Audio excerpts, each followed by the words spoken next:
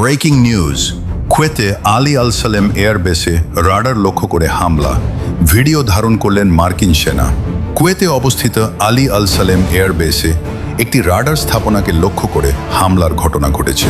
এ সময় ঘটনাস্থলে থাকা এক মার্কিন সেনা পুরো ঘটনাটি ভিডিওতে ধারণ করেন বলে জানা গেছে।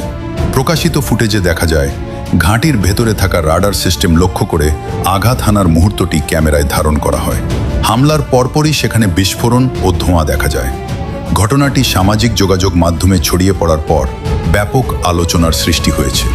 তবে হামলায় কতটুকু ক্ষয়ক্ষতি হয়েছে বা কোনো হতাহতের ঘটনা ঘটেছে কিনা এ বিষয়ে এখনও আনুষ্ঠানিকভাবে বিস্তারিত কিছু জানায়নি যুক্তরাষ্ট্র বা কুয়েতের কর্তৃপক্ষ।